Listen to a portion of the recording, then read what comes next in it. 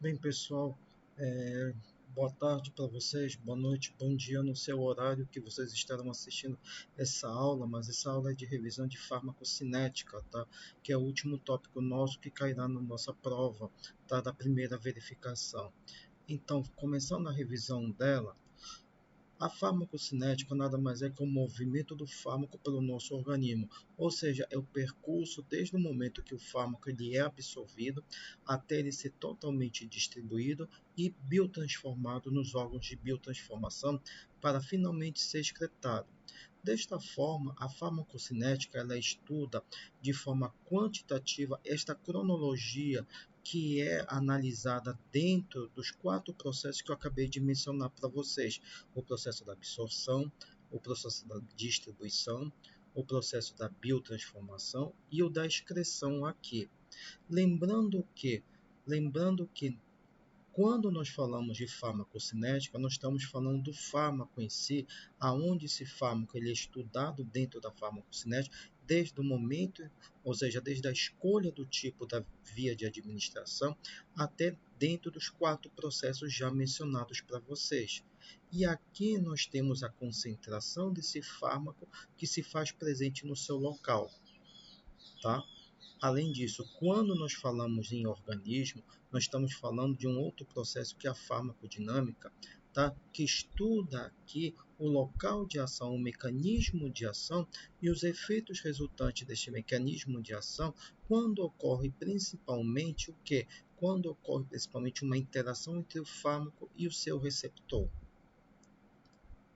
Assim, a farmacocinética ela tem uma grande importância porque a partir dela nós podemos calcular e estudar outros parâmetros, como por exemplo, a determinação de doses adequadas, que essas doses adequadas vão desde do tipo da forma farmacêutica que foi utilizada, da dose, ou seja, da posologia administrada, se foi sobre doses clínicas, em intervalos de dose entre uma dose e outra, ou seja, dentro de uma dose terapêutica para outra dose, tá? E das vários tipos de vias de administração que nós já conversamos a respeito delas na aula anterior.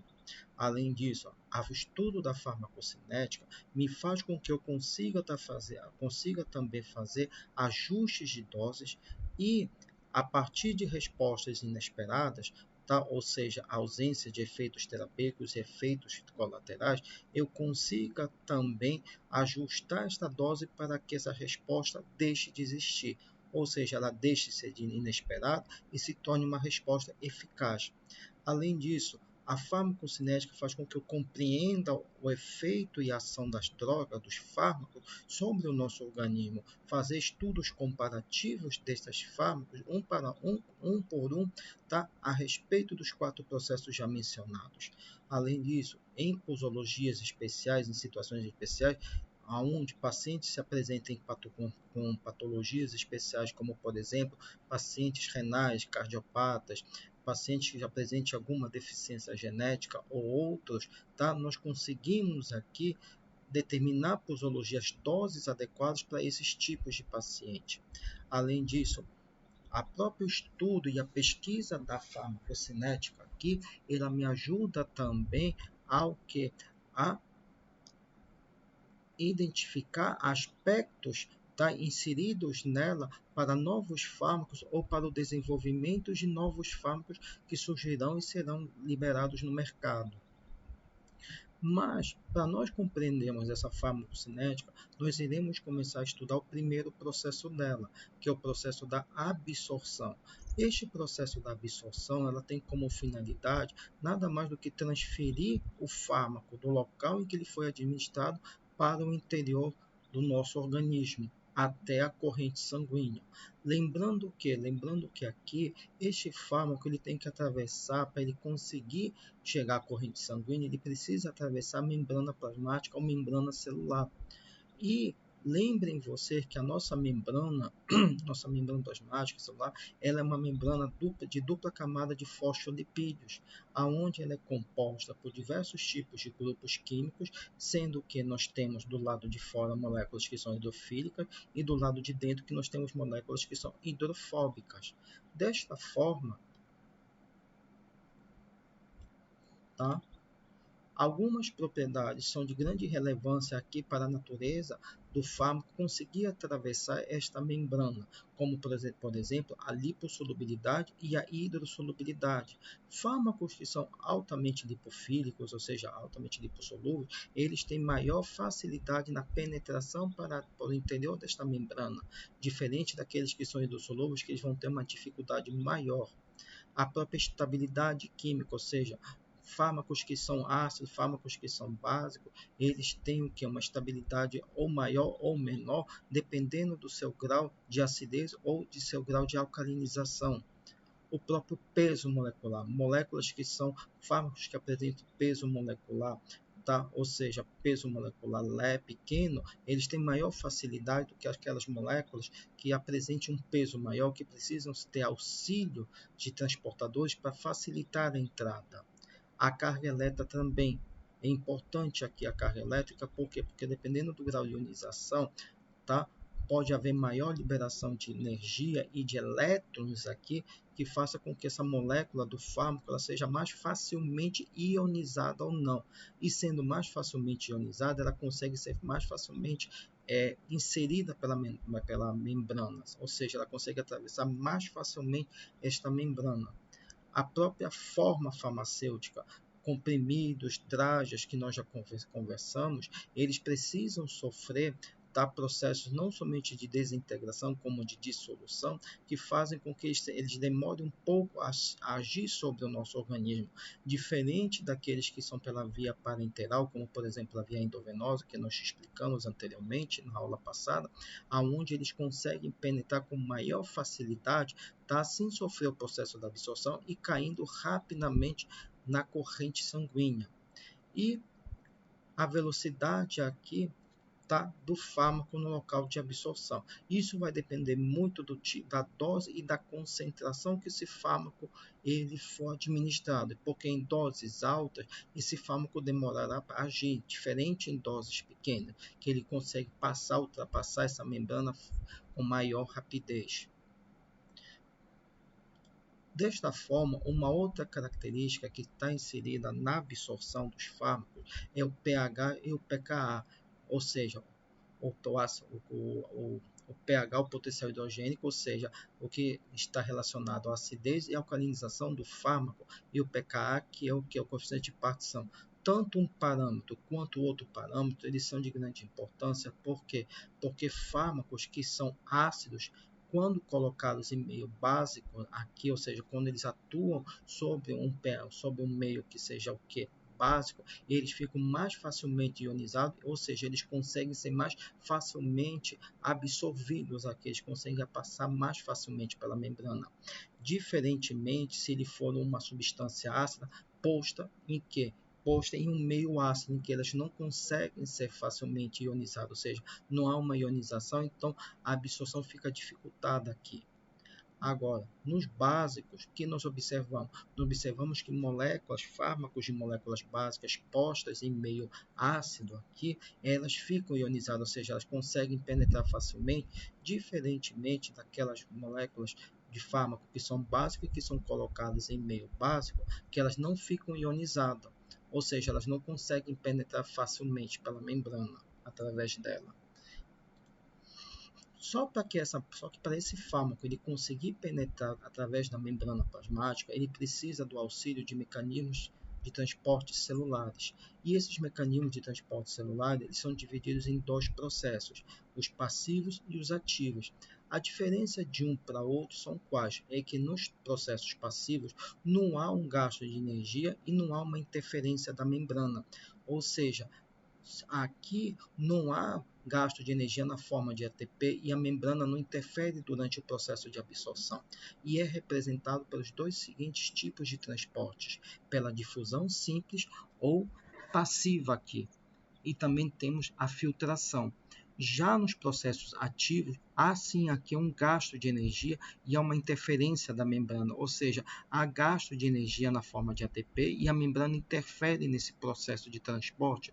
E esse tipo de processo ativo, ele é representado pelos seguintes processos aqui, pelo transporte ativo, pela difusão facilitada, pela vesicular, que pode ser representada pela pinocitose e pela fagocitose aqui.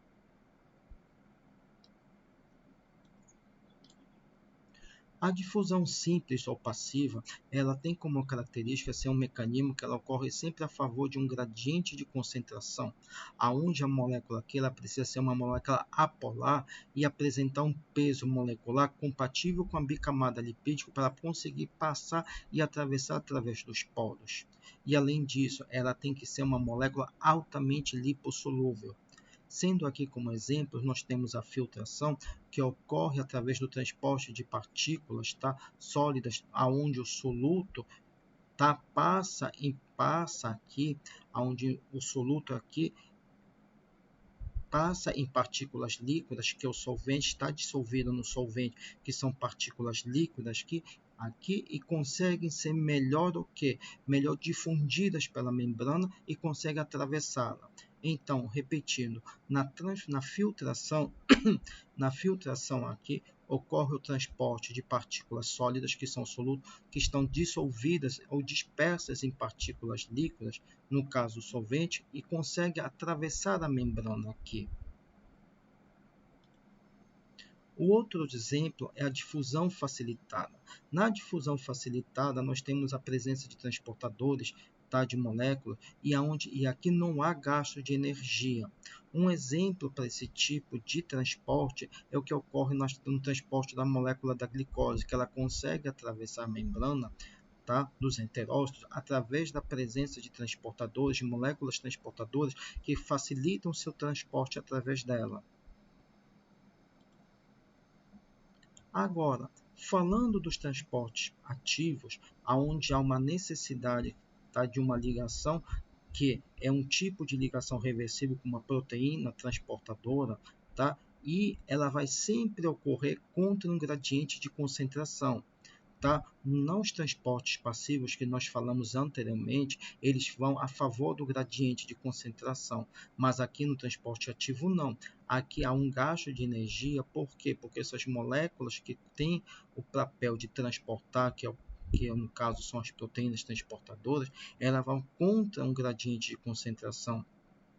E aqui os dois exemplos são qual? A fagocitose e a pinocitose, aonde ocorre um invaginamento por parte da membrana celular, aonde há formação de vesículas intracelulares que fazem o englobamento dessas partículas ou sólidas ou líquidas, Com isso, por criação desse fagossoma que é gerado, há também gasto de energia que é através das moléculas de ATP,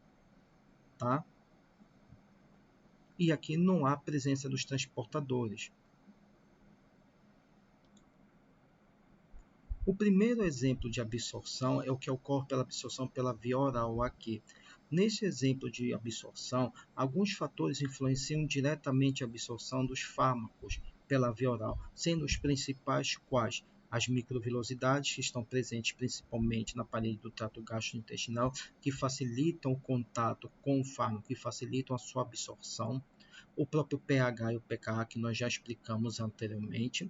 O tempo de esvaziamento e motilidade gástrica aqui, ou seja, fármacos que são absorvidos juntamente com alimentos, Eles podem ter um tempo de absorção aumentado por causa da presença desses alimentos, ou podem auxiliar, ou seja, facilitar esse transporte, essa passagem através da membrana, e fármacos que sofrem ciclo enterohepático, ou seja, que são absorvidos pela via oral, mas que que vão diretamente para a vesícula biliar, sendo excretado por ela e voltando a ser novamente absorvido por esta via e sendo postas de novo na circulação sanguínea.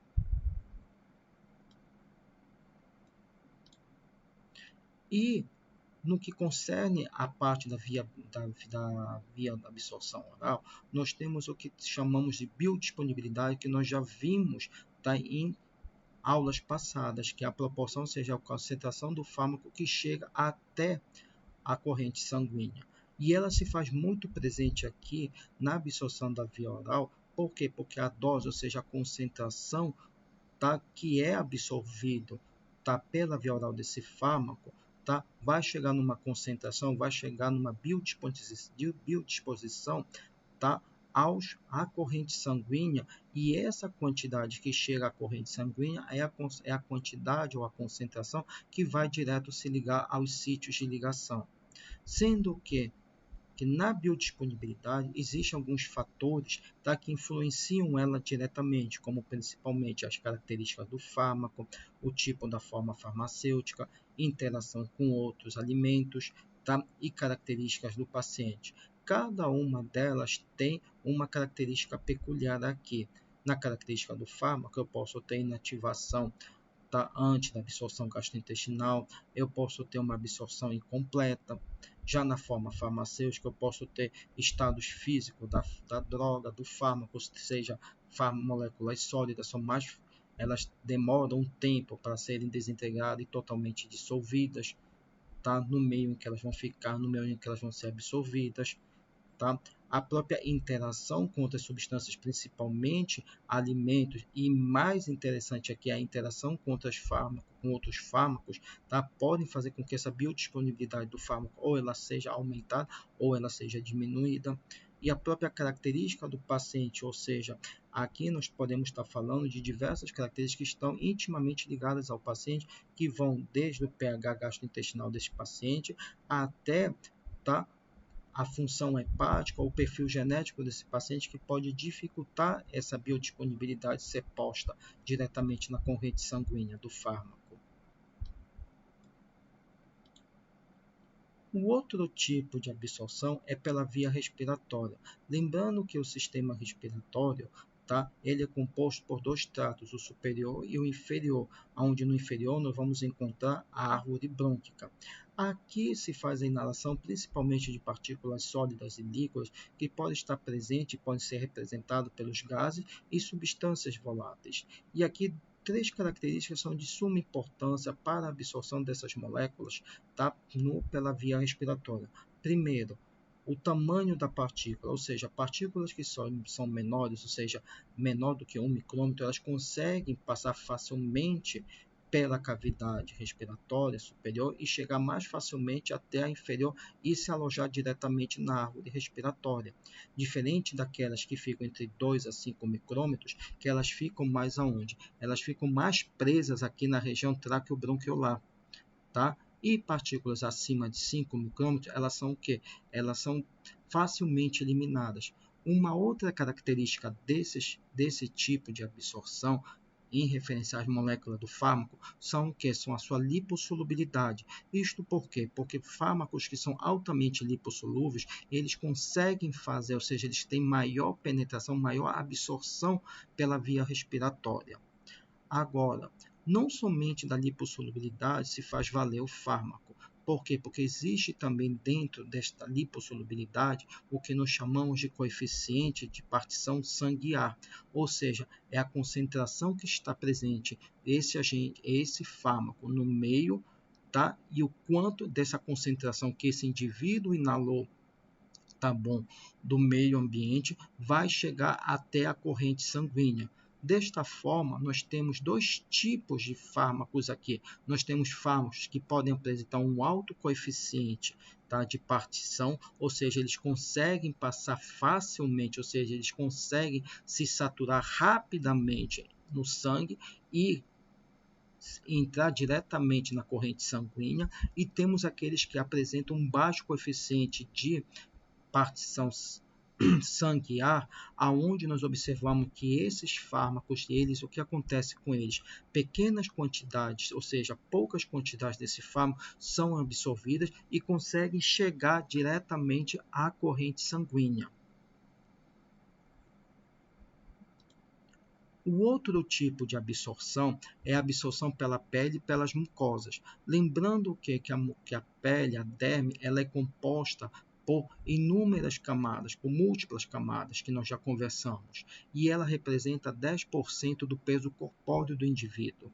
Além disso, a pele ela constitui a primeira barreira de defesa do nosso organismo, ou seja, os fármacos eles podem apresentar a exposição a determinados fármacos que são de diversos tipos de naturezas químicas, como sais, ácidos, bases, sais, oxidantes, eles podem causar aqui o que não somente efeitos tópicos ou também efeitos sistêmicos, uma vez absorvidos por essa pele, por essas mucosas. E esses fármacos, eles apresentam na sua natureza físico-química o que nós chamamos de coeficiente aqui de partição óleo-água. Ou seja, quanto mais oleoso for esse componente, ou seja, quanto mais lipossolúvel ele for esse componente, mais facilmente ele consegue penetrar pela pele, diferente daqueles que são o que são mais hidrossolúveis, ou seja, mais aquosos, que eles vão demorar um pouco a serem absorvidos. Além disso, não se esqueçam também que dependendo do local da pele, ou seja, da sua variabilidade de permeabilidade, da sua espessura e da sua estrutura, nós podemos ter certos tipos de formulações farmacêuticas que agem com melhor ação. É o que ocorre na diferença dos cremes para as pomadas. As pomadas, por serem mais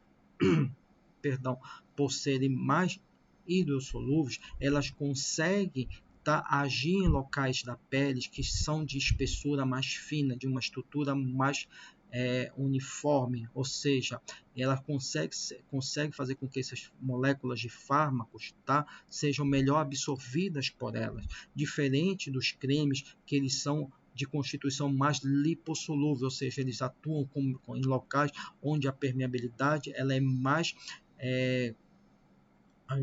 rugosa, onde a espessura é mais espessa aqui, como nas regiões dos braços, das pernas, onde a pele é mais estratificada aqui, fazendo com que esse fármaco ele consiga agir melhor e ser melhor absorvido nessa região.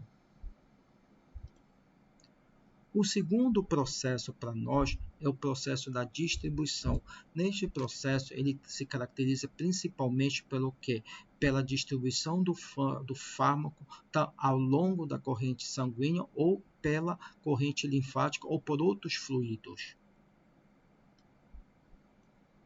Lembrando que esse fármaco ele consegue se distribuir com mais facilidade, ou seja, ele consegue chegar com maior rapidez em órgãos que são chamados órgãos de maior perfusão sanguínea, ou seja, aonde a vascularização aqui é mais rica, não somente em vasos, como também de artérias, como por exemplo o cérebro, o fígado, são órgãos que recebem grande irrigação sanguínea.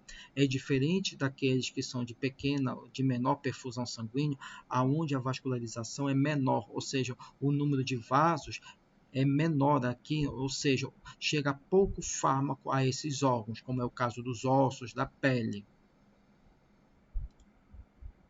E uma vez na circulação sanguínea, esse fármaco ele pode se apresentar de duas maneiras, ou na forma livre, ou seja, esse fármaco ele circula pelo sangue livremente, ou pela forma complexada. O que significa forma complexada? É quando esse fármaco ele está ligado a uma proteína plasmática.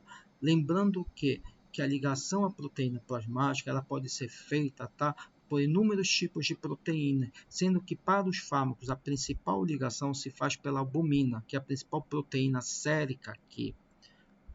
Além do mais, a ligação do fármaco com a albumina ela gera um tipo de ligação química de natureza reversível, que é feita através de forças eletrostáticas, como, por exemplo, forças de Van der Waals, que facilitam essa ligação com a proteína. E durante o processo da ligação à proteína plasmática, nós observamos também que há fatores que influenciam essa distribuição. E são três os fatores. Primeiramente, o grau de afinidade do fármaco com a proteína, ou seja, no caso que a gente já falou que a albumina é a principal proteína sérica que se liga aos fármacos, nós verificamos que essa albumina ela tem uma íntima ligação, ou seja, ela tem uma afinidade maior por fármacos de caráter ácido do que por fármacos de caráter básico aqui. Além disso, a concentração sanguínea do fármaco, ou seja, quanto maior for a concentração desse fármaco, mais livremente ele vai estar circulando no sangue do indivíduo. tá bom? E terceiro, a concentração sanguínea da proteína plasmática, ou seja, a interação da proteína com o fármaco. Quanto maior for a quantidade de proteína, mais facilmente as moléculas de fármaco aqui vão se ligar a ela. E nós temos como parâmetro farmacocinético para medir esse volume, tá, de distribuição, o que chamamos de volume, do próprio volume de distribuição, que nada mais é do que a distribuição do fármaco por todos os líquidos do organismo. E esse volume, tá, ele pode ser analisado de acordo, tá, com a característica, tá, e a quantidade desse fármaco que está distribuído no nosso organismo.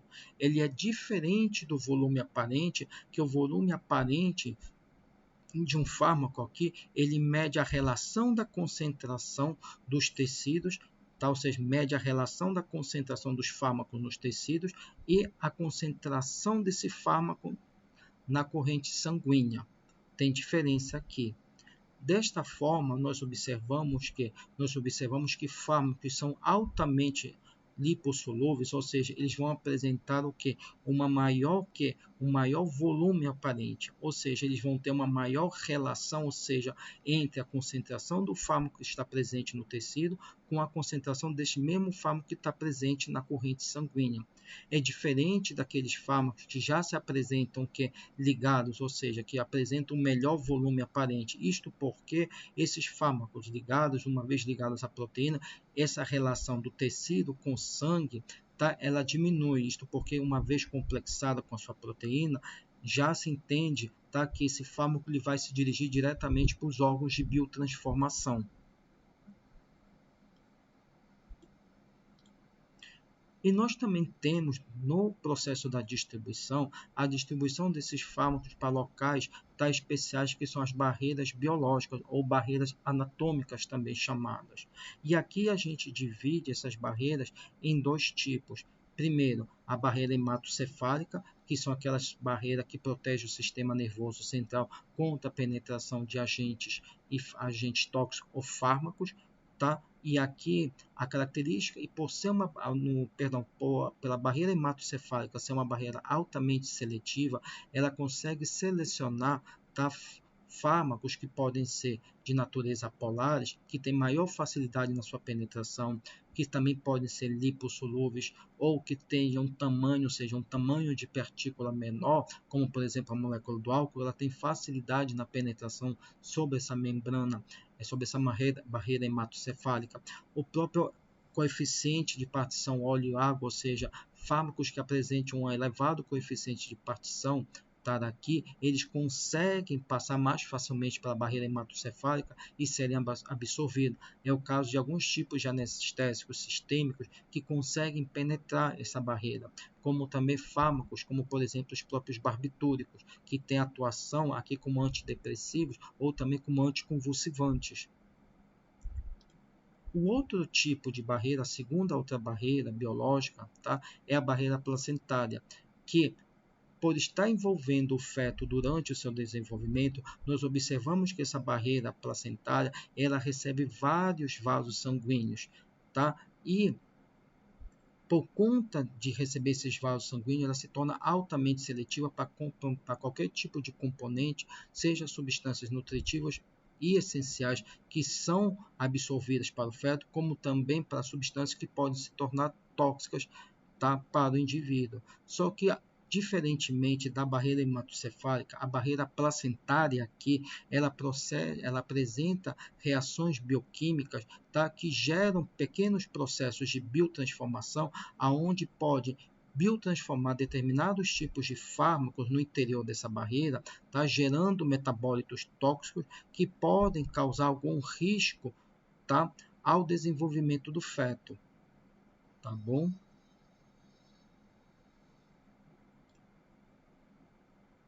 Bem, pessoal, nesse primeiro momento, dentro desses dois tópicos que a gente falou para vocês, absorção e distribuição, tá? É isso que eu tenho que falar para vocês.